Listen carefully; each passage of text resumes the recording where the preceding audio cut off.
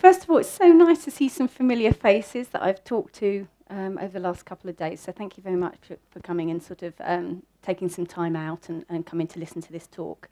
I've got a sort of a series of slides for you just to sort of talk you through some of the background of how this body of work came about. And it should take you sort of right the way across the world and around the world and back again to here. And it's lovely to be doing this talk in this lovely round space because we're going to be sort of looking at those sorts of spaces in the course of the talk. So just in case you haven't seen my work, it's ceramic patchwork. It's a combination of two materials, textiles and ceramics. And my working method is very much a handmade process. The tools of my trade are scissors, hammers, nails, not nails, needles and thread and ceramics. So I'm constantly in charity shops, car boot sales, sourcing interesting shape pieces of ceramics and also looking out for interesting fabrics to be working with. I don't have a studio. I work very much from home. My home has been slightly taken over by pots at the moment, but it is something that I can do quite flexibly. So if I'm traveling somewhere on a train, I quite often take a little bit of some pieces and can work on it like that. I really like the fact that the process isn't sort of fixing me to any sort of heavy bit of equipment or even an electricity source, because it means I can be quite sort of flexible and sort of nomadic in where I work. So having sort of sourced interesting shaped ceramics, having sourced fabrics, I use the hammer and break the ceramics into pieces and then wrap those pieces with silk, stitch them in place and stitch them back together again. So I'm reforming the same existing shape that it existed with, but now with this new textile glaze rather than a ceramic glaze. This show, I'm showing a new sort of direction to this in terms of looking at flat ceramic tiles, sort of your typical bathroom tile, but reorganising them to sort of reflect a sort of a textile tile as well. In textile design, a repeat unit of a pattern is known as a tile. So these are sort of both fabric tiles or repeat tiles and also a sort of a ceramic tile as well. The project, or the whole sort of, my whole sort of beginning of me being a creative person, really I can trace back to when I was quite young. I have had the most fantastic grandmother who taught me to knit and to crochet, so textiles was very much sort of something I knew I was going to be involved in from an early days. But I also think back to her now. She was the most wonderfully wrinkly lady. We've got very wrinkly genes in our family. So I wonder whether my love of materials that have got an old and aged process actually go back to that sort of association. Because I remember me and my sister being really quite fascinated by her skin. And in my travels since, I gravitate towards these ladies who have got this wonderful history sort of written in their faces. And I love nothing more than to be hunting out the sort of markets and stalls and looking and hearing and seeing how they really do keep the family unit together, and they are this source of great sort of knowledge. So travel has always been a massive, massive influence for me. I think sort of my colour sensitivity comes from quite a lot of these experiences, and I find it really sort of rejuvenates the way I think about our world and our culture, and I think that sort of is something that really sort of I need for my creative practice. I love looking at the way people's environments sort of are shaped. This is a compound in Mongolia, which is a country I lived in for a year.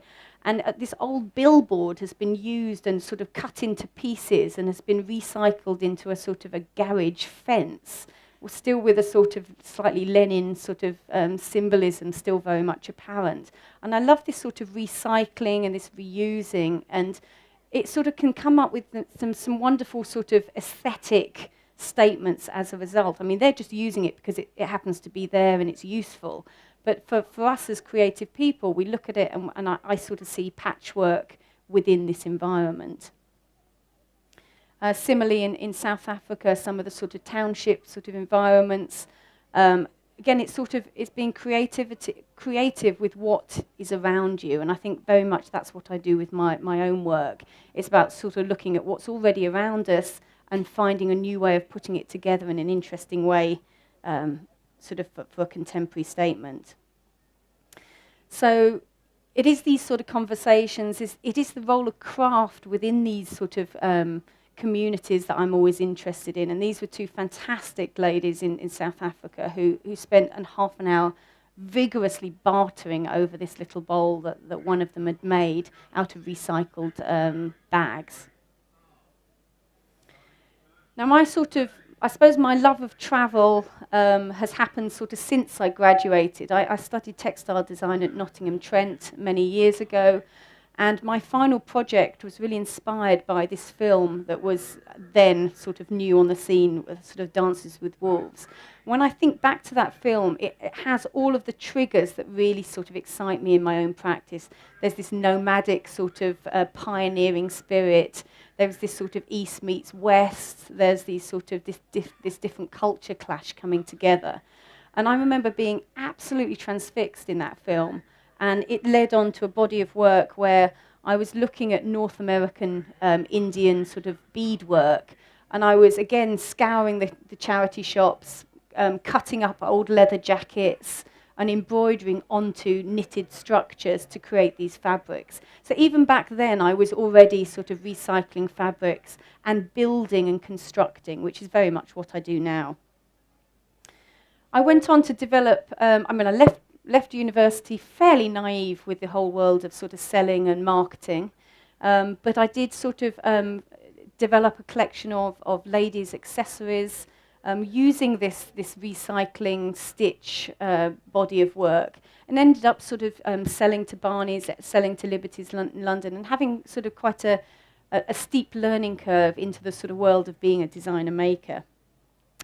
However, I was working at home, I was on my own, and it didn't really suit me because I'm quite a sociable person. I like going out and speaking with people, and that's what I love about sort of showing at shows like this. It's actually meeting people and talking to people. So my career has had a number of sort of chapters. I ended up moving away from the embroidered part of work and then starting to work for a company, or for a designer called Marion Fole. Some of you might know her from the sort of 60s era, sort of the Mary Quant era, when she was part of Fole and Tuffin. But this was a time when I was working with a very experienced designer and working on three-dimensional form and designing hand-knitted garments, but on a three-dimensional sort of structure. And again, I think this 3 dimensions is very much what I'm doing with my ceramic patchwork, sort of working round a form. And as a textile designer, we tend to work on 2 dimensions, but I think for me the 3 dimensions really excites. And I think this lay a lot of the grounding of really wanting to strive for something that is really beautiful in my work, and really sort of executed beautifully, because this collection had a very, very high sort of quality level.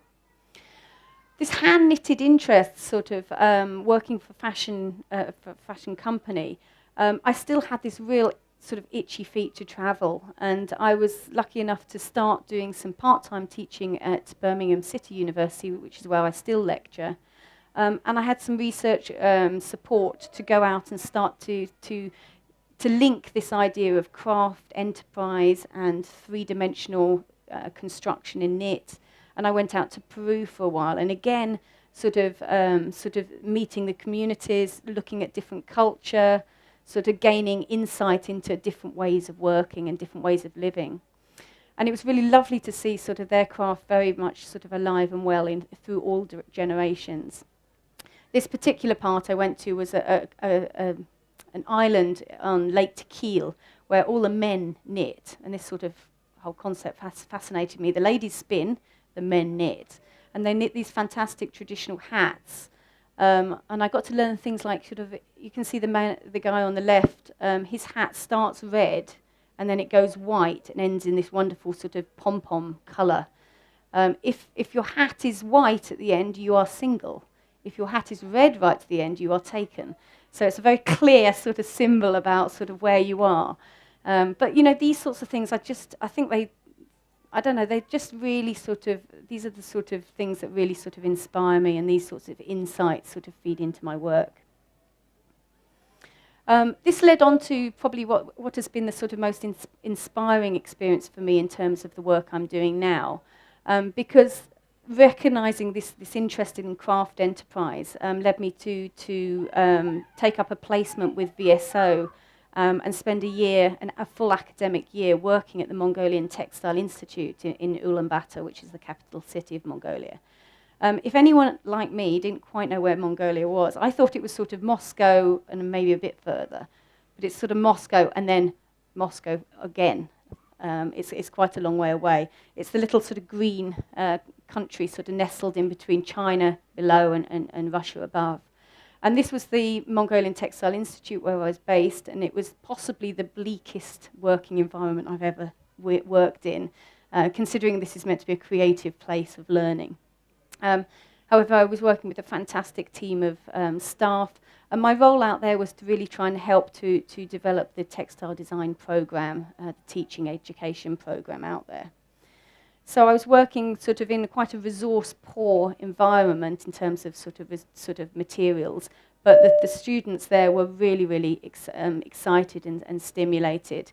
And I got to work with a number of being sort of a Western design. So having Western design skills meant that I sort of ended up working with a lot of the textile industries out there, a lot of the knitwear companies, and also a lot of the craft companies as well.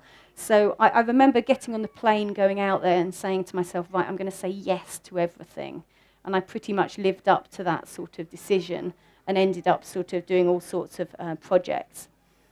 So my weekends out there were full of things like going to the camel polo championships, and just sort of doing things that you would never sort of imagine that you're going to sort of do and see. So this was a yak festival, and there was a sort of very uncontrolled, slightly hazy. I don't quite know where they started and where they finished or who won, but there was a yak sort of long distance race, and also again another polo competition. So there were things that sort of I experienced that I never thought I would be seeing. And for me, the countryside in itself was such an inspiring sort of place to be in. It is the 14th largest country, and yet it's only got about 2.5 million population, so it is a very sparse environment. And I got to spend quite a lot of time in these sort of very remote sort of family groups. And this is quite typical. This was actually my Christmas morning in 2006. And it's this lovely contrast between being in this wonderful sort of felt round gear, they call them, which is very similar in size to this Tipi actually. Either you're in this wonderful sort of circular space, or you're out in this absolutely vast landscape. And that was a sort of really sort of amazing contrast. If anyone's wondering about the sort of conveniences of this sort of location, this is very rare in that there is a toilet facility. But I think that the colours don't quite do it justice, but this was the most beautiful bit of patchwork on the back of this. Patched bits of fabric and bits of cardboard and all sorts of things, just to make a little wind shelter for your bottom. But actually, as you sat out and did your business, you had a beautiful panoramic view of the sort of pink countryside and hills, and it was the most glorious thing. This is quite a luxury sort of convenience. Normally, there isn't.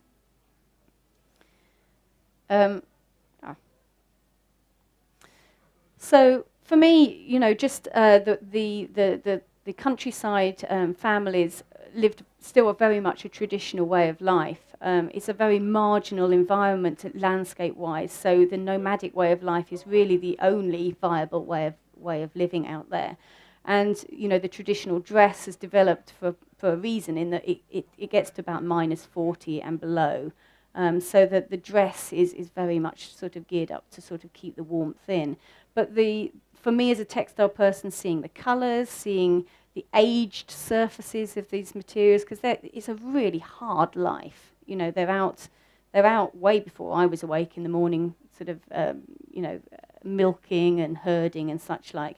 And it really reflected in the materials. A lot of the families slept in the same materials they wore in the day. And some of these traditional dresses were really obviously quite old and worn and battered, and they were beautiful. Some of the colour qualities, because you've got this blazing sunshine and a lot of sort of sun bleach qualities as well. So, you know, for me, I was just sort of soaking up all the aesthetics of this, and again, meeting some fantastic characters along the way. And the sort of the foods I was eating, the sort of environments that sort of I was going into, I think just sort of really sort of permeated into the way sort of that I think about colours now. There was no time for me to be making my own work out there. It was very much sort of working on projects. I did a lot of, photography, I did a lot of capturing the photography. So it was the landscape and it was these environments that I think were the most special moments that I came back with from that. It was quite a contrast going from this landscape to Birmingham, sort of in the course of a weekend. So I did end up sort of coming back and doing some sort of further study looking at yak fibre and the potential of yak fibre for some of these rural communities. So I sort of, my knitwear interest and my fibre interest sort of still stays true. But these spaces were the sort of, the real sort of inspirational experiences. So things, I saw knitting and weaving happening in there. Cooking is always going on at the same time. There's goats being combed for their cashmere fibre.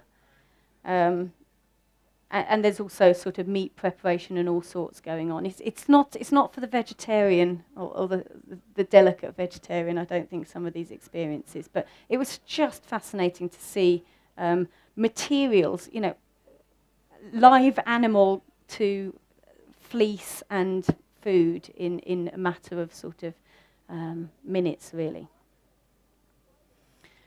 So these environments, the sort of the random patchworking of materials, really sort of left a big impression. A lot of these families move at least 7 times a year, moving their animals around for new pastures. So all of this equipment gets closed down, strapped on the back of their animals and moved to new places. And it means that sort of the things they have in these spaces are really, really valuable to them and significant to them. And it made me realise that when I came home, I looked at the stuff that I unpacked from my loft, and it's like, oh, God, all of this stuff that's weighing me down. It really sort of made that sort of impression on me. But these images which are in my stand at the moment, I think have been, you know, are up in my house at home usually, and you know, they continue to sort of be the sort of trigger for how I think in my own work. So coming back from Mongolia, I had this sort of, you know, what's the next step, really? I knew I wanted to get back into making, but I didn't know whether...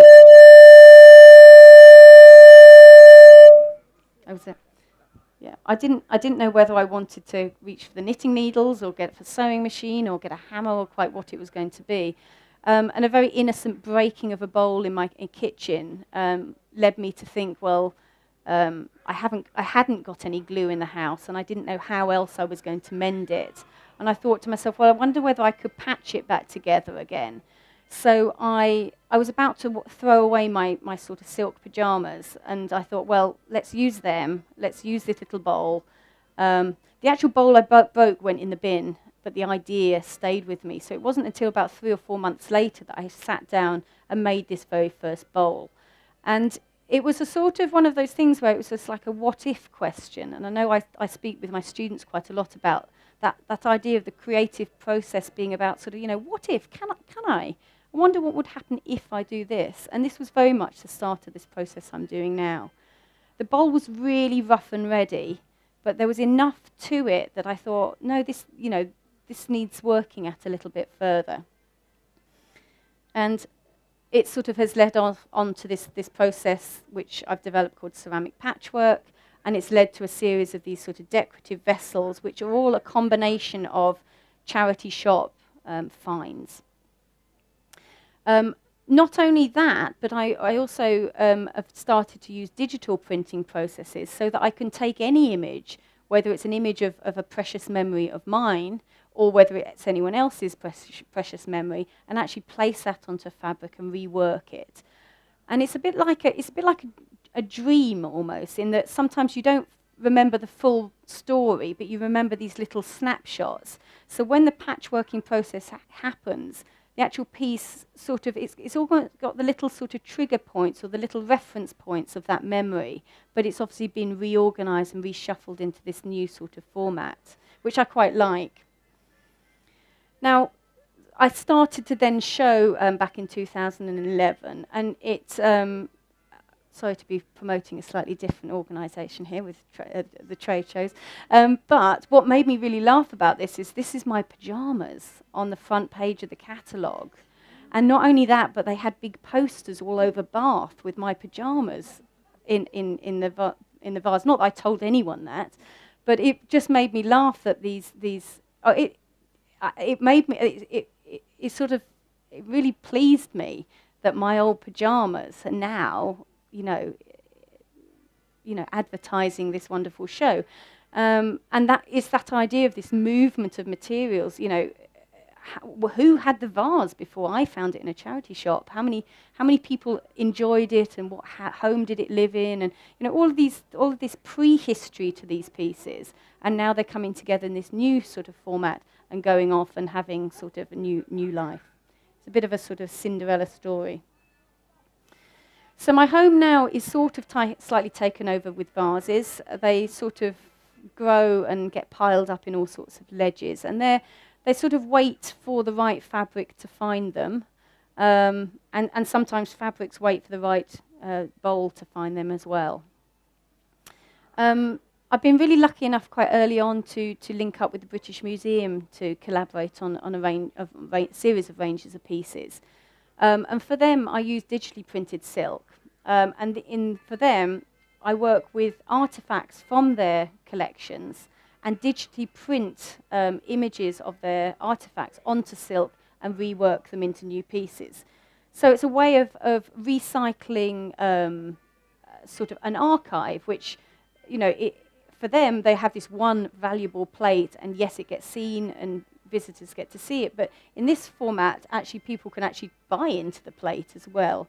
And so these plates sort of then, the reference points is a starting point, but then a new contemporary piece gets made from them. And this has been a really nice sort of way of working. I get to work with fantastic imagery, and they obviously get bespoke pieces that they sell in their Grenville Room shop. So that's been a really lovely way of working. And most recently, I've worked on some pieces using this fantastic sort of etching of Queen Elizabeth I as part of their Shakespeare Staging the World sort of exhibition. So again, these pieces that sit alongside their contemporary exhibitions. More recently, I've developed a body of work looking at the history of ceramics in the Midlands for a show called Made in the Middle. Obviously, my background is textiles, but increasingly my work reads as a piece of ceramic, and increasingly ceramic collectors are buying my work. And I also am beginning to break lots more vases, and I suddenly thought, oh, I really need to know that I'm breaking not valuable vases, because that would be really tragic. So I'm having to I use this exhibition as an opportunity to actually go up to Stoke-on-Trent and learn a little bit more about the ceramics industry, to inform myself, but also to flesh out the picture, really. So I went and took a series of photographs from the old Spode factory shop, which is this most fantastic space. They're using it as an exhibition venue now, and they host the Ceramic Biennale every year. But they've left it as quite a raw sort of factory environment, which is an amazing space to show contemporary craft and ceramic pieces. But I went round photographing all of the sort of scuffs on the actual structure of the building, or sort of the marks left by the people who worked in the factory. That's what excited me.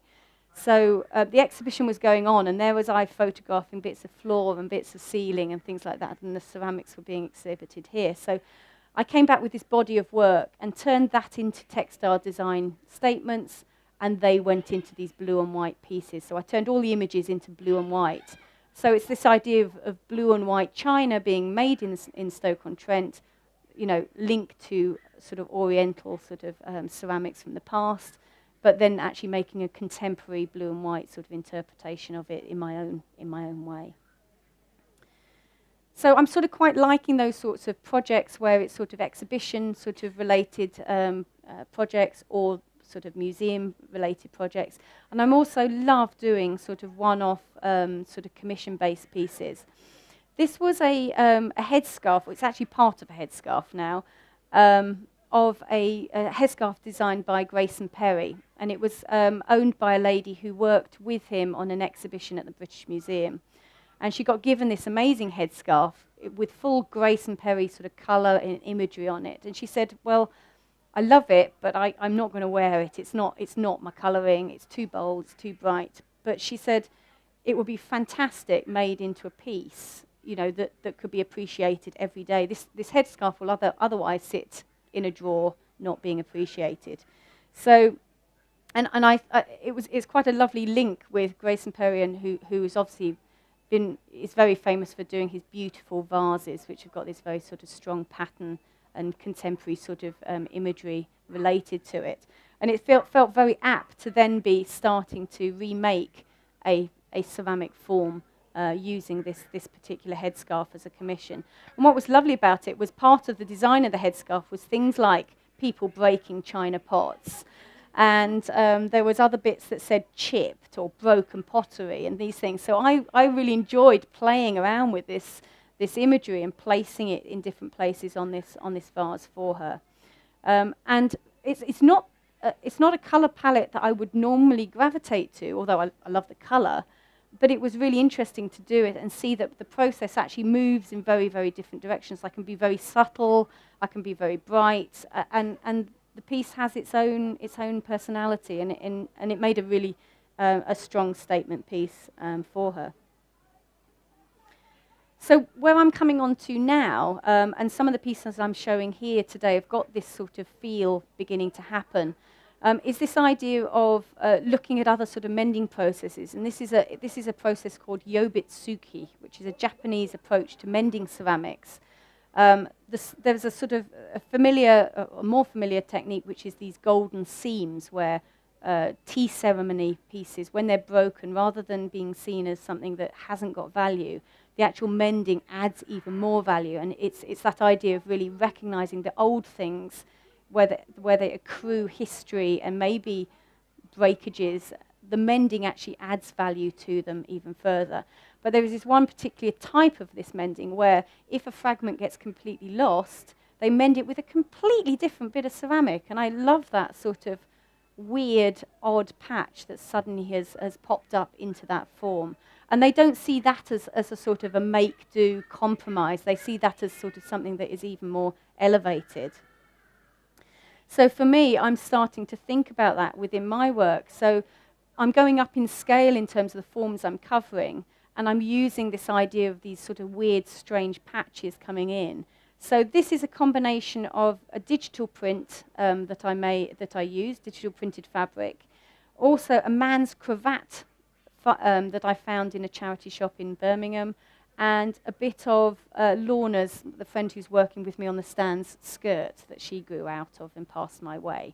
So these three fabrics have also had these previous lives, and they were coming together in this new format. But there's this sort of weird sort of alien patch within this bigger patchwork sort of concept. And I'm sort of interested in pursuing that a little bit further. So just towards the end, just to sort of do a little bit of unashaming publicity, I've got some work, some larger scale work in an exhibition in New Brewery Arts in Cirencester, which isn't too far away from here. And that's open at the moment and going to be open for another sort of month or so. So that's a really lovely show alongside a quilt exhibition called Voices. Some of you might have seen Voices because I think it came to the Devon Guild here sort of in the last sort of month or a couple of months back. But sort of in that exhibition, I've gone up in scale a lot, and also I'm sort of going a lot brighter with the colour palette that I'm tending to work with. So these are sort of the pieces I'm now beginning to develop. They're different on all sides. You know, I take one photograph of this, but I could equally take 2 or 3 photographs because the things change as they go round the form. The backside of this has got slightly more of a green story to it. So there are these sort of mixtures of interests. I know people have said, you know, every day I move it round a little bit, so it almost feels like I've got a new piece every day. Because there's no 2 pieces that are ever the same, and there's no 2 sides that are ever the same. But, you know, within these bigger pieces, I'm starting to mix different headscarves together, different garments together, and really sort of playing around with geometrics and florals coming together as well. So it's sort of these sorts of things. It's you know, now friends and people keep sort of actually sending me headscarves and, you know, saying, you know, I found this in a charity shop, I thought of you. And I get these lovely sort of finds through the post, which is great as well. So if anyone does have a stash or finds anything, then please let me have them. So these are the pieces, some of the pieces that are here today. I've got a blog that I keep I talk about sort of material journeys, some of the materials I work with, some of the things that inspire me. This was a particular vase that I saw in a flea market in Brussels recently. Unfortunately, I was on the Eurostar, so I didn't feel like I could probably get that home. And someone did say, well, you could break it and just stuff it in your case, but the person wouldn't have been appreciative, I don't think. But I'm looking to go up in scale with some of the work and really challenge how my process could go larger. So that's going to be a future direction as well. And then just lastly, just to say that sort of, you know, it's been great to meet everyone today at this show, and it's always lovely, lovely, lovely to talk to people and get such, I have to say, really such lovely feedback from everyone. So if people want to follow and keep linked in with what I'm up to, then do feel free to. And you can always contact me if you find a fantastic headscarf, or indeed if you grow out of something, or you've got something you'd like to have commissioned into a piece, because it's a real pleasure to make those sorts of pieces for people. Because ultimately what my whole work is about is this idea of really valuing what we have a few special pieces that you really love in your life, and be slightly nomadic in that don't clutter your life up with too much stuff, but have really special pieces. Okay, thank you.